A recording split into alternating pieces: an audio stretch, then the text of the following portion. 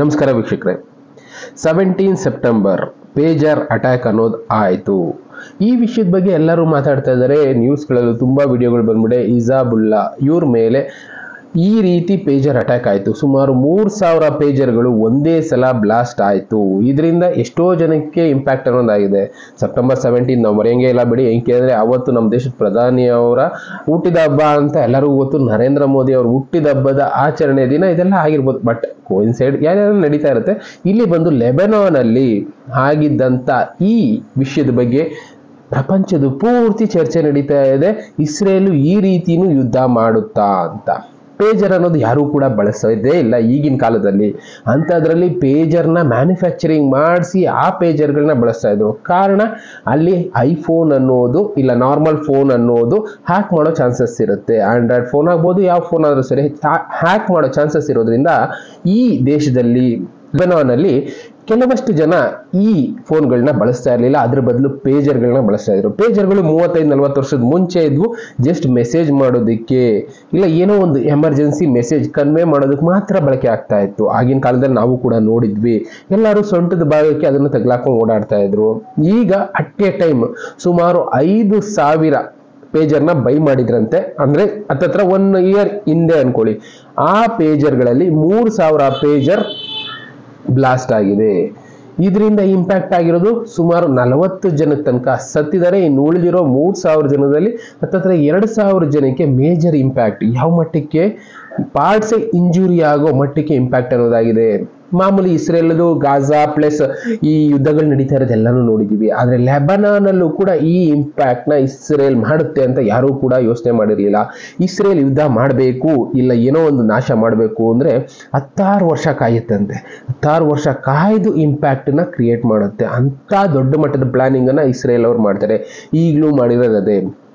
ಈ ಲೆಬನಾನ್ ಅವರು ಪೇಜರ್ನ ತೈವಾನಿಂದ ಇಂಪೋರ್ಟ್ ಮಾಡ್ಕೊಳ್ತಾ ಇದ್ರು. ಆದರೆ ಕಸ್ಟಮ್ಸು ಅದು ಇದು ಅಲ್ಲೂ ಇರುತ್ತಲ್ಲ, ಅದಕ್ಕೆ ಯಾವುದೋ ಒಂದು ಬೇರೆ ಕಂಟ್ರಿನಲ್ಲಿ ಮ್ಯಾನುಫ್ಯಾಕ್ಚರಿಂಗ್ ಆಗಿ ಅದನ್ನ ಅಲ್ಲಿಂದ ಲೆಬನಾನ್ಗೆ ಇಂಪೋರ್ಟ್ ಮಾಡ್ಕೊಳ್ತಾ ಇದ್ರು. ಲಾಸ್ಟ್ 1 ಇಯರ್ ಬ್ಯಾಕ್ ಇಲ್ಲಿಗೆ ಸುಮಾರು 5000 ಪೇಜರ್ ಇಂಪೋರ್ಟ್ ಮಾಡ್ಕೊಂಡಿದ್ದಾರೆ. ಅದರಲ್ಲಿ 3000 ಹತ್ತತ್ರ ಬ್ಲಾಸ್ಟ್ ಆಗಿದೆ. ರೀಸನ್ ಕೂಡ ಕೊಟ್ಟಿದ್ದಾರೆ. ಇಸ್ರೇಲ್ ಅವರು ಇದರಲ್ಲಿ ಮೊದಲೇ ಮ್ಯಾನುಫ್ಯಾಕ್ಚರಿಂಗ್ ಮಾಡೋವಾಗಲೇ 3 ಗ್ರಾಮ್ ಅಷ್ಟು ಬಾಂಬಿಂಗ್ ಮೆಟೀರಿಯಲ್, ಯಾರೂ ಕೂಡ ಅದನ್ನ ಸ್ಕ್ಯಾನ್ ಮಾಡೋದಕ್ಕಾಗೋದಿಲ್ಲ. ಆ ಬಾಂಬ್ ಮೆಟೀರಿಯಲ್ನ ಪ್ಲಸ್ ಎಕ್ಸ್ಪ್ಲೋಡ್ ಆಗೋದನ್ನು ಕಂಟ್ರೋಲ್ ಮಾಡೋದಕ್ಕಾಗೋದಿಲ್ಲ. ಅಟ್ ಎ ಟೈಮ್ ಬ್ಲಾಸ್ಟ್ ಆಗೋ ರೀತಿ ಅವರು ಆ ಸರ್ಕ್ಯೂಟನ್ನ ಡಿಸೈನ್ ಮಾಡಿದ್ದಾರೆ ಅಂದರೆ ಲೆಕ್ಕ ಹಾಕೊಳ್ಳಿ. ಈಗ ಜಗತ್ತಿಗೆ ಅರ್ಥ ಆಗಿದೆ ಒಂದು ಟೆಕ್ನಾಲಜಿ ಅನ್ನೋದು ಏನು ಬೇಕಾದರೂ ಕ್ರಿಯೇಟ್ ಮಾಡ್ಬೋದು ಅಂತ. ಇದೆಲ್ಲ ಮೇಜರ್ ಪ್ರಾಬ್ಲಮ್ ಇರೋದು. ಇಸ್ರೇಲಲ್ಲಿ ಹತ್ತತ್ರ 3000 ಜನ ಇಂಪ್ಯಾಕ್ಟ್ ಆದರೂ ಈ ಇಂಪ್ಯಾಕ್ಟಿಂದ 40 ಜನ ಸತ್ರು. ಇದಕ್ಕಿಂತ ದೊಡ್ಡ ಪ್ರಾಬ್ಲಮ್ ಒಂದಿದೆ. ಏನಕ್ಕೆ ಅಂದರೆ ತೈವಾನ್ ಮ್ಯಾನುಫ್ಯಾಕ್ಚರಿಂಗ್ ಮಾಡ್ತಾರೆ, ಸಣ್ಣ ಕಂಪ್ನಿ. ಪೇಜರ್ಗಳನ್ನ ಒಂದು 5000 ಜನ ಬಳಸ್ತಾ ಇದ್ರು. ಆದರೆ ಪ್ರಪಂಚದ ಪೂರ್ತಿ ಮೊಬೈಲ್ಗಳನ್ನ ಬಳಸ್ತಾ ಇರೋರ ಸಂಖ್ಯೆ ಎಷ್ಟಿದೆ? ಏನಿಲ್ಲ ಅಂದರೂ ನಮ್ಮ ಪ್ರಪಂಚ ಭೂಮಿ ಮೇಲೆ ಒಂದು 850 ಕೋಟಿ ಜನ ಇದ್ದಾರೆ. ಅಂದರೆ 1000 ಕೋಟಿಗೂ ಮೀರಿದ ಮೊಬೈಲ್ಗಳು ಭೂಮಿ ಮೇಲಿದೆ. ಅದರಲ್ಲಿ 90% ಆಫ್ ಮ್ಯಾನುಫ್ಯಾಕ್ಚರಿಂಗ್ ಈ ಮೊಬೈಲ್ಸ್ ಬಂದು ಚೈನಾದವರು ಮೊಬೈಲ್ ಒಳಗಡೆ ಏನಿಟ್ಟಿದ್ದಾರೆ ಏನಿದೆ ಗೊತ್ತಿಲ್ಲ. ಪ್ಲಸ್ ಈಗ ಮಾಡ್ತಾ ಇರೋಂಥ ಮೊಬೈಲ್ಗಳೆಲ್ಲ ಬ್ಯಾಟ್ರೀಸು ಮೌಲ್ಡೆಡ್ಡು. ಈ ರೀತಿ ಮಾಡ್ತಾ ಇರೋ ಮೊಬೈಲ್ಗಳು ಎಕ್ಸ್ಪ್ಲೋಡ್ ಆಗೋ ಚಾನ್ಸಸ್ ಇರ್ಬೋದಲ್ಲ. ನಾರ್ಮಲಿ ಹೀಟ್ ಆಗಿ ಎಕ್ಸ್ಪ್ಲೋಡ್ ಆಗಿ ಜನ ಸತ್ತಿರೋದನ್ನ ನೋಡಿದೀವಿ, ಪರ್ಮನೆಂಟ್ ಇಂಜುರಿ ಆಗಿರೋದನ್ನ ನೋಡಿದೀವಿ.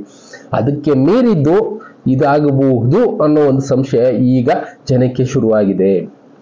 ಬರುತ್ತೋ ಇಲ್ವೋ ಮೊಬೈಲ್ ಯೂಸ್ ಮಾಡುವಾಗ ಇನ್ನು ಮುಂದೆ ಸ್ವಲ್ಪ ಯೋಚನೆ ಮಾಡೋಣ ಅಂತಾನೆ ಎಲ್ಲರೂ ಹೇಳ್ತಾ ಇರೋದು. ಈ ಪೇಜರ್ ಅನ್ನೋದನ್ನ ಸೊಂಟಕ್ಕೆ ಬಿಟ್ರೆ ಇನ್ನೆಲ್ಲೂ ಇಟ್ಕೊಳ್ತಾ ಇರಲಿಲ್ಲ. ಸೊಂಟದ ಭಾಗದ ಸುತ್ತಮುತ್ತ ಈ ಗಾಯಗಳಾಗಿದೆ. ಮೇಜರ್ ಆಗಿ ಅಲ್ಲಿರೋ ಪಾರ್ಟ್ಸ್ಗಳೆಲ್ಲ ಡ್ಯಾಮೇಜ್ ಆಗಿದೆ. ಅದೇ ರೀತಿ ಲೆಕ್ಕ ಹಾಕೋದಾದ್ರೆ ನಾವು ಮೊಬೈಲ್ನ ಫ್ರಂಟ್ ಪ್ಯಾಕೆಟಲ್ಲಿ ಇಟ್ಕೊಳ್ತೀವಿ, ಸೈಡ್ ಪ್ಯಾಕೆಟ್ಗಳಲ್ಲಿ ಇಟ್ಕೊಳ್ತೀವಿ, ಎಲ್ಲ ಕಡೆ ಇಟ್ಕೊಳ್ತೀವಿ. ರಾತ್ರಿ ಹೊತ್ತು ಮಲಗುವಾಗ ದಿಂಬು ಕೆಳಗೆ ಕೂಡ ಇಟ್ಕೊಳ್ತೀವಿ. ಅದರಲ್ಲಿ ಏನೇನನ್ನ ಇನ್ಕ್ಲೂಡ್ ಮಾಡಿದ್ದಾರೆ ಚೈನೀಸ್ ಅನ್ನೋದು ನಮಗೂ ಗೊತ್ತಿಲ್ಲ. ಬ್ಯಾಟ್ರಿ ಬೇರೆ ಮೌಲ್ಡೆಡ್ ಆಗಿರೋದ್ರಿಂದ ಅದರೊಳಗೆ ಏನಾದ್ರು ಬಾಂಬಿಂಗ್ ಮೆಟೀರಿಯಲ್ ಇರ್ಬೋದಾ? ಮೊದಲೇ ಚೈನಾ ಬುದ್ಧಿ ಯಾವ ತರ ಅಂತ ಗೊತ್ತು. ಪ್ರಪಂಚನೇ ಆಳ್ಬೇಕು ಅಂತ ಇರುವಂತ ಚೈನೀಸು ಯಾವಾಗ ಏನು ಬೇಕಾದ್ರೂ ಯೋಚನೆ ಮಾಡ್ಬೋದಲ್ಲ.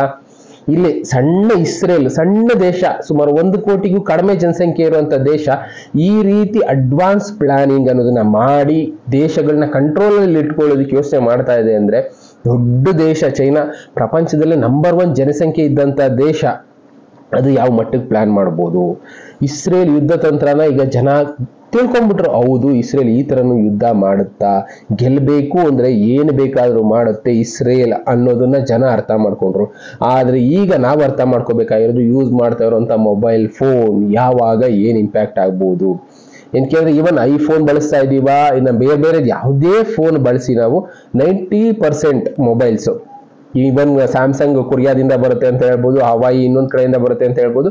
ಆದರೆ ಮ್ಯಾನುಫ್ಯಾಕ್ಚರಿಂಗ್ ಎಲ್ಲ ಚೈನಾದಲ್ಲಿ ಆಗ್ತಾ ಇದೆ. ಮ್ಯಾನ್ ಪವರ್ ಕಾಸ್ಟ್ ಇರೋದು ಕಡಿಮೆ ಇರೋದ್ರಿಂದ ಈ ಚೈನಾದಲ್ಲಿ ಮ್ಯಾನುಫ್ಯಾಕ್ಚರಿಂಗ್ ಆಗ್ತಾ ಇರೋದ್ರಿಂದ ಅದರಲ್ಲಿ ಏನು ಮೆಟೀರಿಯಲ್ ಹಾಕಿರ್ತಾರೆ ಯಾರು ಕೂಡ ಐಡೆಂಟಿಫೈ ಮಾಡೋದಕ್ಕಾಗೋದಿಲ್ಲ. ಇವನ್ ಈ ಪೇಜರಲ್ಲಿ ಬಾಂಬ್ ಮೆಟೀರಿಯಲ್ ಇತ್ತು ಅಂತ ಐಡೆಂಟಿಫೈ ಮಾಡೋದಕ್ಕೆ ಆಗಿಲ್ಲ ಅಂದ್ರೆ ಈ ದೊಡ್ಡ ಮೊಬೈಲಲ್ಲಿ ಏನು ಇಟ್ಟಿದ್ದಾರೆ ಅಂತ ಐಡೆಂಟಿಫೈ ಮಾಡೋದಕ್ಕೆ ಆಗುತ್ತಾ? ಸಾಧ್ಯ ಇದೆಯಾ? ಇಲ್ವೇ ಇಲ್ಲ ಅಲ್ಲ. ಇದನ್ನೇ ಹೇಳ್ತಾ ಇರೋದು. ಇನ್ನು ಮುಂದೆ ಮೊಬೈಲ್ನ ಬಳಸಬೇಕಾದ್ರೆ ಯಾವ ತರ, ಅಲ್ಲಿ ಈಗ ಆಲ್ರೆಡಿ ಲೆಬನಾನ್ ಅಲ್ಲಿ ಮೊಬೈಲು ಬೇಡ, ಪೇಜರು ಬೇಡ, ಬೇರೆ ಯಾವ್ದಾದ್ರು ಟೆಕ್ನಾಲಜಿನ ಬಳಸ್ಕೊಳ್ಳೋಣ ಅಂತ ಯೋಚನೆ ಮಾಡ್ತಾ ಇದ್ದಾರೆ. ಅಂದ್ರೆ ನಾವು ಬಳಸ್ತಾ ಇರೋಂಥ ಮೊಬೈಲ್ಗಳನ್ನ ನಾವು ಯಾವ ರೀತಿ ಬಳಸಬೇಕು ಅಂತ ಯೋಚನೆ ಮಾಡಿ. ಯಾವುದೇ ಮೊಬೈಲ್ ನೋಡಿ, ಮೇಡ್ ಇನ್ ಚೈನಾ ಅಂತಾನೆ ಇರುತ್ತೆ ಎಲ್ಲ ಮೊಬೈಲಲ್ಲೂ.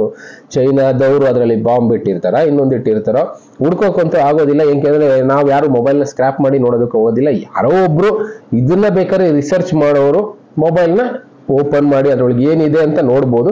ಎಲ್ಲ ಮೊಬೈಲಲ್ಲೂ ಇಲ್ಲದೆ ಇರ್ಬೋದು. ಯಾಕೆಂದ್ರೆ ಈ ಪೇಜರ್ಗಳಲ್ಲೂ ಅದೇ ಆಗಿದ್ದು, ಎಲ್ಲಾ ಬ್ಯಾಚ್ ಅಲ್ಲಿ ಇದ್ದಂತ ಪೇಜರ್ಗಳಲ್ಲಿ ಇದು ಆಗಿಲ್ಲ.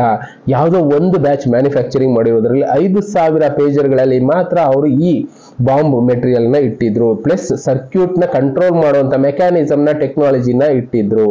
ಅದೇ ರೀತಿ ಚೈನಾದವರು ಕೆಲವಷ್ಟು ಮೊಬೈಲ್ಗಳಿಗೆ ಯಾರು ಅವರ ವಿರುದ್ಧ ದೇಶಗಳಿರುತ್ತೆ ಅಂತ ದೇಶಗಳಿಗೆ ಸಪ್ಲೈ ಮಾಡುವಂತ ಮೊಬೈಲ್ಗಳಿಗೆ ಇಂಥ ಬಾಂಬ್ಗಳನ್ನ ಇಟ್ಟಿರ್ಬೋದಲ್ಲ. ಅದು ಫ್ಯೂಚರ್ ಅಲ್ಲಿ ಯಾವತ್ತೋ ಒಂದಿನ ಚೈನಾದವರು ಆಕ್ಟಿವೇಟ್ ಮಾಡಿದ್ರೆ ಅಟ್ ಎ ಟೈಮ್ ಎಲ್ಲ ಬ್ಲಾಸ್ಟ್ ಆಗ್ಬೋದಲ್ಲ, ಚಾನ್ಸಸ್ ತುಂಬಾನೇ ಇರುತ್ತೆ. ಆದ್ರೂ ಕೂಡ ಇನ್ನು ಮುಂದೆ ಮೊಬೈಲ್ನ ಬಳಸುವಾಗ ಸೇಫ್ಟಿಗೆ ಏನೇನ್ ಬೇಕು ಮೊಬೈಲಲ್ಲಿ ಅಂತ ಜಾಗದಲ್ಲಿ ಬಳಸೋದಕ್ಕೆ ಯೂಸ್ ಮಾಡೋಣ. ಆದಷ್ಟು ದೂರ ಇಟ್ಕೊಳ್ಳಿ ಮೊಬೈಲ್ನ. ಆಪ್ಷನ್ ಇಲ್ಲ, ಟ್ರಾವೆಲಿಂಗ್ ಮಾಡುವಾಗ ಜೋಬಲ್ಲಿ ಅಲ್ಲಿ ಇಲ್ಲಿ ಇಟ್ಕೊಳ್ತೀವಿ. ಅದಕ್ಕೆ ಕೆಲವೊಬ್ರು ಏನ್ ಮಾಡ್ತಾ ಇದಾರೆ, ಬ್ಯಾಗ್ ಒಳಗೆ ಇಟ್ಕೊಂಡ್ಬಿಡ್ತಾರೆ. ಕಾಲ್ ಬಂತ ರಿಸೀವ್ ಮಾಡೋಣ, ಮಾತಾಡೋಣ, ಮತ್ತೆ ಬ್ಯಾಗ್ ಒಳಗೆ ಇಟ್ಬಿಡೋಣ. ಫೋನ್ ಆದಷ್ಟು ದೂರ ಇರಲಿ, ಅದರಲ್ಲೂ ಮಕ್ಳ ಕೈ ಸಿಗದೆ ಇರಲಿ ಅಂತ ಬಳಸ್ತಾ ಇದ್ದಾರೆ.